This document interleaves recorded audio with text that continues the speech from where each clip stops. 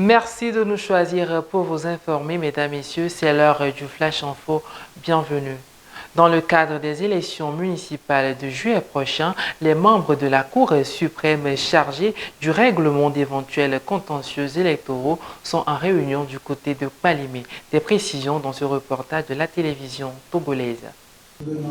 Pendant 3 jours, les participants vont passer au peigne fin le nouveau code électoral togolais. Les travaux vont consister en des communications suivies de débats. Les échanges vont permettre aux juges chargés de résoudre les contentieux liés aux élections d'être aguerris pour mieux assurer leurs tâches. Le juge, pour régler un litige, doit avoir la plus ou moins grande maîtrise des textes applicables à la matière qui lui est soumise.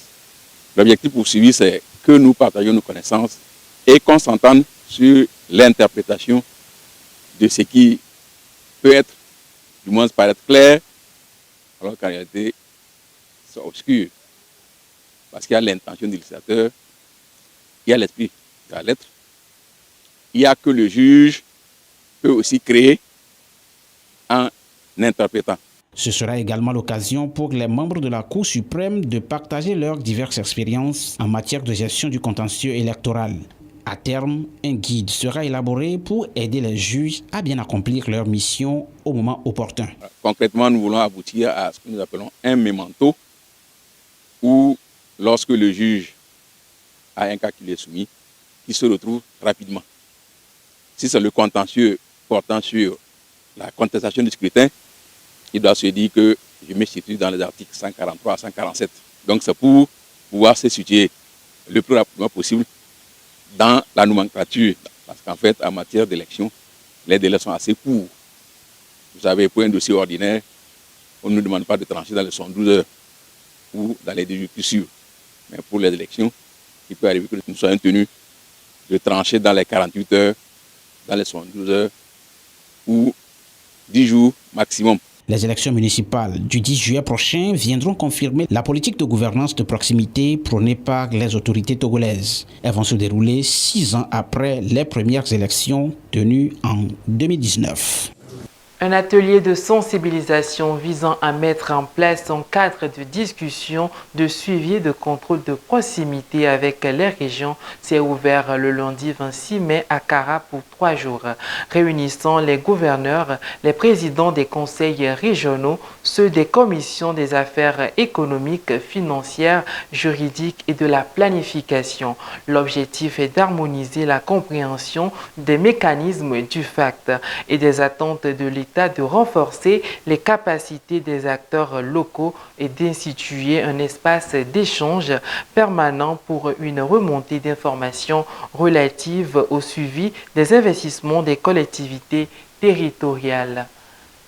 Et l'institution communautaire BIDC, bras financier de la CEDEAO, célèbre le 50e anniversaire. Et c'est ensemble avec les acteurs des secteurs privés qu'ils ont échangé autour du thème 50 ans d'intégration régionale, partenariat public et privé pour un avenir commun en Afrique de l'Ouest.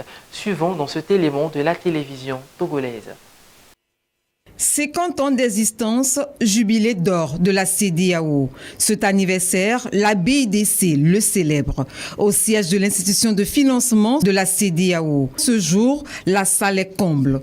L'événement rassemble des responsables d'entreprises et autres maillons du secteur privé. Leur présence n'est pas fortuite. Pour la BIDC, l'apport du secteur privé est capital. Il s'agit de renforcer les institutions régionales. Renforcer la capacité des institutions telles que la BIDC à mobiliser des ressources et à mettre en œuvre des projets de manière efficace se révèle donc comme un impératif de premier ordre. Deuxièmement, il s'agit de promouvoir l'harmonisation des politiques nationales pour faciliter une intégration harmonieuse et attirer les investissements du secteur privé, c'est-à-dire les capitaux.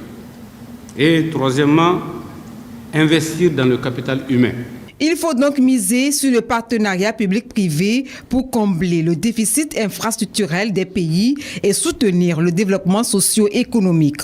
Le thème de la cérémonie, 50 ans d'intégration régionale, partenariat public-privé pour un avenir commun en Afrique de l'Ouest, est une invite à plus d'action. J'ai l'occasion depuis de très longues années de travailler avec la Banque d'investissement de développement de la CEDEAO, que je voudrais en passant féliciter pour la qualité des performances. La BIDC œuvre depuis des années à créer des emplois et à lutter contre la pauvreté, afin de léguer aux générations futures une Afrique de l'Ouest plus prospère. Et nous terminons sur cet avant-papier sur la conférence publique du 50e anniversaire de la CEDEAO qui se tiendra ce mercredi du côté de Blue Zone Kakaveli. Et un accent particulier sera mis sur l'un des pères fondateurs de l'institution. Il s'agit de Gnassingbé Eyadema. Des précisions dans ce reportage de la télévision togolaise. Les échanges seront axés sur le 50e anniversaire de la CEDEAO, Gnassingbé Eyadema et l'intégration économique. Cette conférence publique mettra en lumière le rêve et la philosophie des pères fondateurs de l'organisation sous-régionale, dont le président Feu Gnassingbé Eyadema. Elle va retracer le combat mené par lui et ses pairs pour une Afrique économiquement forte, solidaire et débarrassée des barrières territoriales, linguistiques et commerciales. Ce sera aussi l'occasion pour les populations environnantes, les communautés de l'espace CEDEAO résidant au Togo, les ressortissants des autres pays africains ainsi que les représentants des missions diplomatiques accréditées au Togo, de découvrir ou redécouvrir les progrès réalisés sur la voie de l'intégration socio-économique et culturelle. Ainsi prend fin ce Flash Info. Merci de nous avoir suivis et à très bientôt.